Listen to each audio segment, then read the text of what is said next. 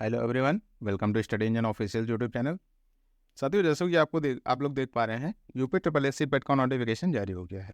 Notification जारी होने की जो तिथि है वो आपकी है 1 अगस्त 2023। 1 अगस्त 2023 को नोटिफिकेशन जारी हुआ है और इसी के साथ 1 अगस्त से ही आपकी आवेदन करने की प्रारंभ होने की तिथि जो है, यानी कि ऑनलाइन आवेदन जो है वो भी 1 अगस्त 2023 से स्टार्ट हो गया है। बात कर ले लास्ट डेट क्या है, अंतिम तिथि क्या है, तो वो है आपकी 30 अगस्त 2023। 30 अगस्त 2023 तक आप आवेदन कर पाएंगे, उसके बाद आप आवेदन नहीं कर पाएंगे। वहीं बात कर ले आवेदन में संशोधन की तिथि की, तो वो है आपकी 6 सितंबर 2023। कोई भी संशोधन अगर आपके आवेदन में होता है तो आप 6 सितंबर 2023 तक उसमें संशोधन कर सकते हैं। आगे बात कर लेते हैं, इसका फॉर्म भरा कहाँ से जाएगा।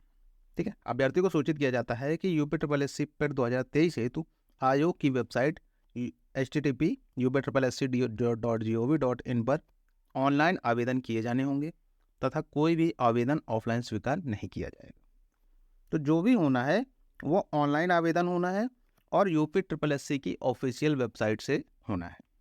कोई भी ऑफलाइन आवेदन स्वीकार नहीं किए जाएंगे।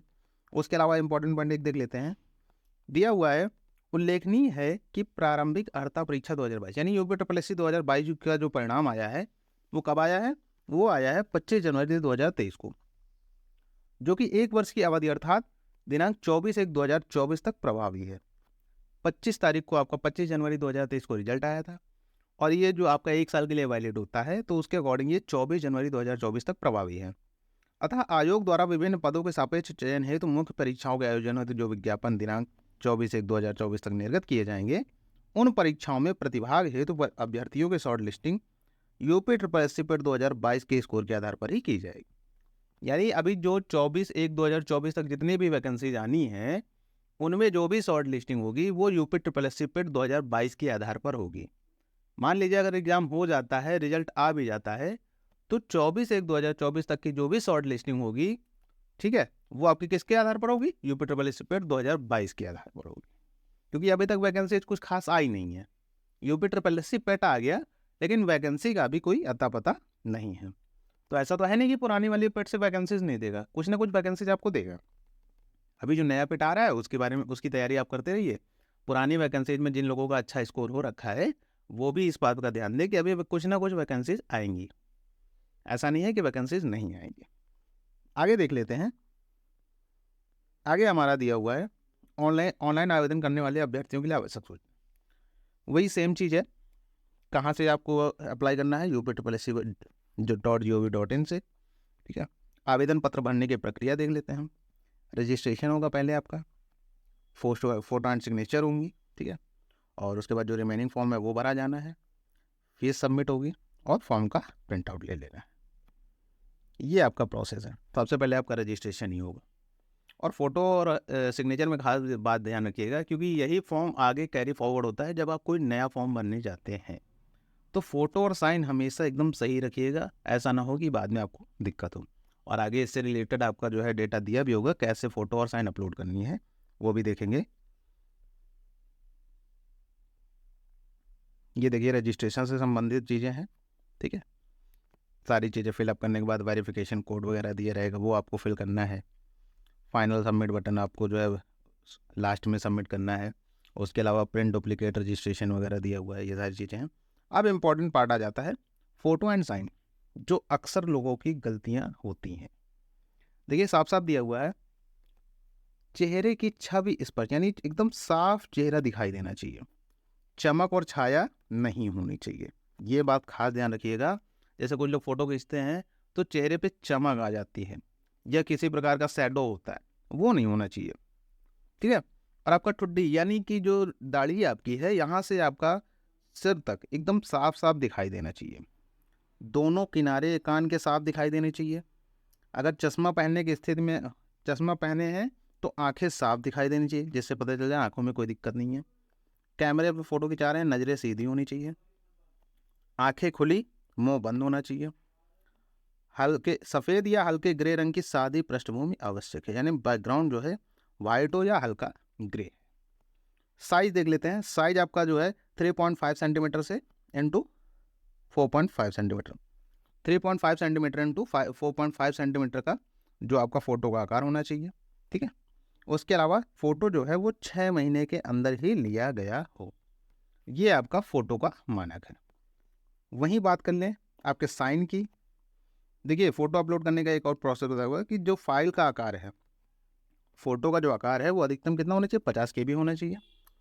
अभ्यर्थी अपना रंगीन फोटोग्राफ JPEG या JPG फॉर्म में स्कैन करके ही अपलोड करेंगे।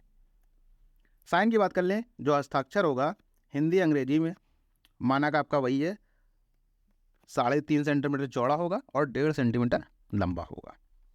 ठीक है, इसको भी JPG और JPEG फॉर्म में ही आपको स्कैन करके रखना है।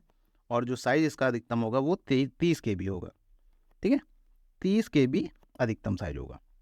यह भी स्पष्ट किया जाता है कि अंग्रेजी भाषा के कैपिटल लेटर में हस्ताक्षर अमान्य होंगे। कैपिटल लेटर के जो हस्ताक्षर होंगे वो अमान्य होंगे। अभ्यर्थी अपने हस्ताक्षर के नीचे स्वयं की हस्तलिपि में हिंदी में अपना नाम अवश्य लिखेंगे। जैसे आपने साइन की कि ये उनका साइन है, फिर नीचे आपको हिंदी में उसका नाम भी लिखना पड़ेगा, क्या उसका नाम है। इस प्रकार से आपको सिग्नेचर अपलोड करनी है। शेष विवरण का भरा जाना, उसके बाद जो भी रिमेनिंग रहेगा वो सारी चीज़ें भरा जाना। ठीक है, उसके बाद आपका डिक्लेरेशन वगैरह है। फिर आपका फीस सबमिट कहा जाता है। देखिए, फ़ीस क्या रखी है इन्होंने, फीस हर बार वही होती है। ठीक है, 160 रुपये आपका आवेदन शुल्क है, 25 रुपये ऑनलाइन प्रक्रिया है। यानी जनरल के लिए जो है वो 185 रुपये है, OBC के लिए 185 है, SC ST के लिए 95 है और डिसेबल लोगों के लिए 25 रुपये। ये शुल्क तो आपका चलता ही रहता है। जैसे ये क्लियर करेंगे, नई वैकेंसी आएगी, उसके लिए भी शुल्क दो। मतलब आप भारत को बनाने में महत्वपूर्ण योगदान दे रहे हैं। आपको नौकरी मिले चाहे ना मिले, लेकिन आप भारत को बनाने में बहुत महत्वपूर्ण योगदान दे रहे हैं। फीस आपको देनी ही देनी है हर एग्ज़ाम के लिए। एग्ज़ाम आया, फीस देनी है। यहाँ ये आपका पेट तो हर बार आना है, हर साल आना है, तो ये आपको फीस देनी ही देनी है। उसके अलावा इससे रिलेटेड जो वैकेंसी हैं उनमें भी फीस देनी है। ठीक है, चलिए ये तो अलग विषय है, आगे देख लेते हैं। आगे फॉर्म का प्रिंट आउट लेना हो गया। अगर कोई संशोधन है तो संशोधन के लिए डेट मैंने आपको बता ही रखी है, 6 सितंबर 2023 तक की है। ठीक है, संशोधन आप कर सकते हैं। आयु सीमा की बात करें तो आयु सीमा आपकी कितनी है, 18 से 40। आयु सीमा आपकी 18 से 40 वर्ष। इसके अलावा लोगों को छूट भी दी जाएगी, कैटेगरी वाइज जो है वो अलग विषय है। आरक्षण वगैरह हो गया। अब इन्होंने अभी परीक्षा की कोई डेट नहीं फिक्स की है। ठीक है, परीक्षा की अभी कोई डेट नहीं फिक्स की है, कोई भी अभी परीक्षा की डेट नहीं आई है। वहीं बात कर लें स्कोर की वैधता, वह तो 1 साल होती है, आपको पता ही है। अभी पिछले बार का जो आया है 25 जनवरी 2023 का, वो 24 जनवरी 2024 तक वैलिड रहेगा। आगे देख लेते हैं, आगे डिटेलिंग वगैरह है सारी। इसका नोटिफिकेशन का जो PDF है वो आपको टेलीग्राम चैनल पे मिल जाएगा। अब देखिए सिलेबस की बात कर लेते हैं। सिलेबस में जो आपका है 5 नंबर का जो है वो आएगा भारतीय इतिहास।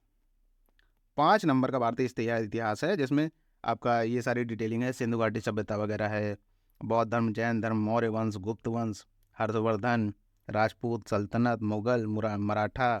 ठीक है, ये सारी चीज़ें आपकी हिस्ट्री में आएंगी, 5 नंबर से रिलेटेड है। 5 नंबर का आपका ये पोर्सन है। वही बात कर लें इंडियन नेशनल मूवमेंट की, ये आपका मॉडर्न में आ जाता है, तो ये भी आपका कितने नंबर का है, ये भी आपका 5 नंबर का है। ज्योग्राफी आपकी दी हुई है, ज्योग्राफी भी आपके कितने नंबर की है, 5 नंबर की है। इसके बाद बात कर लें इकोनॉमिक्स, इकोनॉमिक्स भी आपकी 5 नंबर की आएगी। टॉपिक बहुत ही जो है रेयर हैं, कुछ लिमिटेड टॉपिक हैं, जैसे कि भारतीय अर्थव्यवस्था की बात करें, पंचवर्षीय योजनाएं हो गई, हरित क्रांति, दुग्ध क्रांति, बैंकों का राष्ट्रीयकरण तथा सुधार, 1991 में आर्थिक सुधार तथा उसके बाद की अर्थव्यवस्था है, GST आपका है। ठीक है, आर्थिक सुधार, श्रम सुधार, मतलब बहुत लिमिटेड टॉपिक हैं। इनको आप अच्छे से तैयार करके जाएंगे तो 5 नंबर आपके कहीं नहीं गए हैं। अब बात कर लेते हैं संविधान की। संविधान भी आपका 5 नंबर का आएगा। इंडियन पॉलिटी, ठीक है, इंडियन पॉलिटी में आपका जो है भारतीय संविधान की विशेषताएं हो गई, DPSP हो गया, फंडामेंटल राइट्स हो गए, ड्यूटीज़ हो गई, संसदीय प्रणाली हो गई, जिला प्रशासन है, स्थानीय निकाय है। ठीक है, ये सारी चीज़ें है। सर्वोच्च न्यायालय, उच्च न्यायालय भी इसमें है। इतना आपको जो है जो लिमिटेड टॉपिक दिया गया है इसी से आप पढ़ के जाएंगे। इसके अलावा आपको बाहर से बहुत ज़्यादा वाइड पढ़ने की ज़रूरत नहीं है। सिलेबस इन्होंने दे रखा है, जो भी आएगा इसी से आएगा। देखिए साइंस की बात कर लें, साइंस में आपका क्या आएगा, साइंस में आपकी जो है प्रारंभिक भौतिक विज्ञान, प्रारंभिक रसायन विज्ञान और प्रारंभिक जीव विज्ञान, यानी बेसिक आएगा, फिजिक्स केमिस्ट्री बायो का बेसिक आएगा और वो 5 नंबर का आएगा। अभी पिछली बार का भी एग्जाम हुआ है, उससे पहले भी हुआ है, तो बहुत सिंपल क्वेश्चन आते हैं, ज़्यादा आपको दिमाग लगाने की जरूरत नहीं है। साइंस वगैरह के बहुत सिंपल क्वेश्चन आते हैं, एकदम बेसिक क्वेश्चन। बात करें एलिमेंट्री अर्थमेटिक यानी अंकगणित की, उसके भी ये टॉपिक इन्होंने फिक्स कर रखे हैं। पूर्ण संख्या, भिन्न दशमलव, परसेंटेज, साधारण अंकगणितीय समीकरण, वर्ग, वर्गमूल, घातांक, घात, औसत, ये आपका कितने नंबर का आएगा, 5 नंबर का। ये टॉपिक आपका 5 नंबर का आएगा। इसी से रिलेटेड आपका जो है DI आती है, वो 20 नंबर की आती है, वो भी आगे डिस्कस करेंगे। हिंदी में बात कर लें, हिंदी में आपका संधि, विलोम शब्द, पर्यायवाची वाक्यांशों के लिए एक शब्द लिंग, समश्रुत भिन्नार्थक शब्द, मुहावरे, लोकोक्तियाँ, सामान्य अशुद्धियाँ, लेखक रचनाएं, ये आपका 5 नंबर का आएगा। सामान्य अंग्रेजी में अंग्रेजी व्याकरण आएगी और आपका अपठित गद्यांश पर आधारित प्रश्न आएंगे, ये 5 नंबर के आएंगे। रीजनिंग की बात कर लें, रीजनिंग भी 5 नंबर की है। सिलेबस देख लेते हैं। वृहत लघु, रैंकिंग, संबंध, भिन्न को अलग करना, कैलेंडर घड़ी, कारण प्रभाव, कोडिंग डिकोडिंग, ये आपका रीजनिंग से संबंधित है और आपका न्याय निगमन भी उसी से संबंधित है। बात करें करंट अफेयर की, करंट अफेयर आपकी आएगी 10 नंबर की। करंट अफेयर के साथ आपके स्टैटिक पार्ट भी है, स्टैटिक पार्ट भी आपका 10 नंबर का आएगा। इसमें भारत के पड़ोसी देश, देश राजधानी, मुद्रा, राज्य केंद्र शासित प्रदेश, लोकसभा, विधानसभा, परिषद की सीटें वगैरह पूछेगा, भारतीय संसद से संबंधित। ये आपका पॉलिटी सेक्शन में भी है आपका। राष्ट्रीय एवं अंतर्राष्ट्रीय दिवस हो गया, विश्व संगठन एवं उनके मुख्यालय हो गया, पर्यटन स्थान हो गया, पर्यटन स्थल, कला संस्कृति, विश्व के खेल, भारत के एवं विश्व के भारतीय अनुसंधान संगठन, ये सारी चीज़ें स्टैटिक के पार्ट हैं। प्रसिद्ध पुस्तकें, लेखक, पुरस्कार विजेता, जलवायु परिवर्तन एवं पर्यावरण। बात करें अपठित गद्यांश की, तो हिंदी का जो अपठित गद्यांश आएगा वो आपका 10 नंबर का आएगा। 2 आते हैं, 5-5 प्रश्न दोनों में होंगे और टोटल 10 नंबर का होगा। ग्राफ की बात करें तो आपके 4 तरह के ग्राफ आते हैं, ग्राफ और तालिकाएं आपके 10-10 नंबर की आएंगी, ठीक है। इतना आपका सिलेबस है 100 नंबर का, बहुत सिंपल सा है।